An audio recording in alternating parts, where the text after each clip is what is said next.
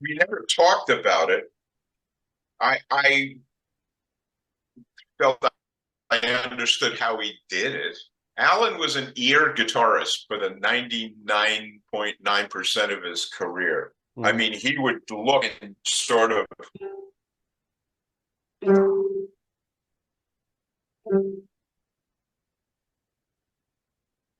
do that, and that gave birth to a song.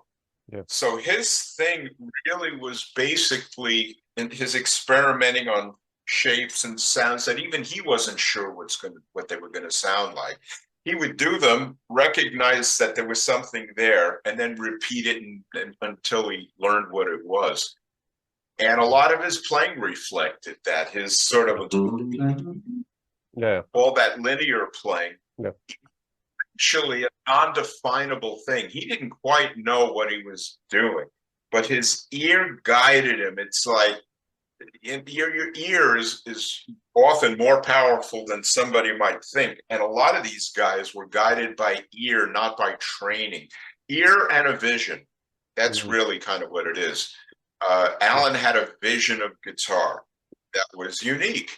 Oh, and as he crept, see, I remember Allan before Allan sounded like Allan, if that makes sense. sure. I knew Allan before, I knew him even before Tony Williams. I was in Tony's trio with Allan, but didn't stay for reasons I can explain one day. But it wasn't bad. I just didn't feel qualified. But Oh, well, Allan would remember, well, I didn't. I mean, it was, but Allan did things back in the early days that were pretty not Allan-like. I really? heard of them.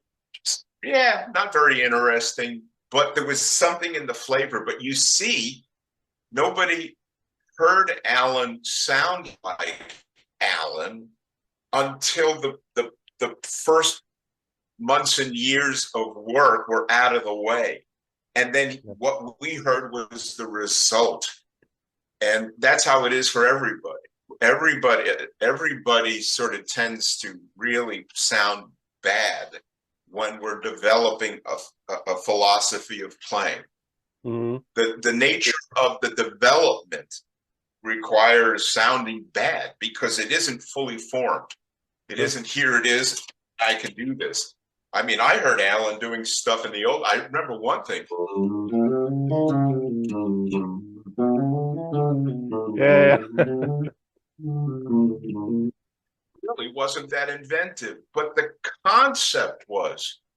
So what nobody ever heard was Allan not sounding great at being Allan. Yeah. But when he went through this and then discovered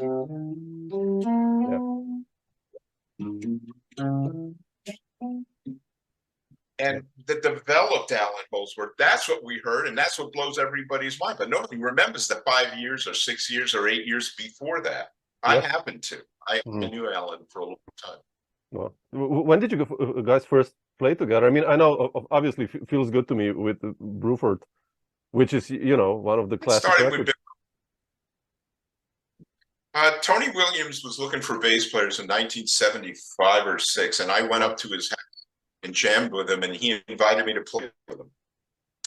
And Allan Holdsworth was in the room, and I had never met Allan. I just remember this guy that played legato guitar, and he was interesting sounding. I didn't notice him sounding like he did later, but that's to be expected. So that's where I first met him. Then we did Feels Good to Me, and then later we developed a friendship, and we toured together, and I recorded his record. And he would have been on my Jack Bruce project. I had a couple of solos for him, but it's sad to say that he left us, and I couldn't have him play.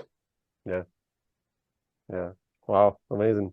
Yeah. No, I mean, Road Games, again, it's like one of those records, like, yeah, which you and Chad, like, and Al, I mean, it's beautiful record how you guys interacted. I think it's just nice to hear that. And 40 years ago, actually, yeah, crazy. Practiced a lot for that record. I knew records even back then. I had the good sense to understand that records last forever. I didn't ever actually anticipate I'd be 70 years old talking with Samo in 2023 about it. But when I recorded it, what was it, in the 80s? Yeah, I yeah, already anything. knew that Allan was a voice, and I knew that this record was going to be regarded, especially since Eddie Van Halen helped to arrange the session for Allan. I knew it was going to last. I knew Mhm. everything I ever recorded was going to remain.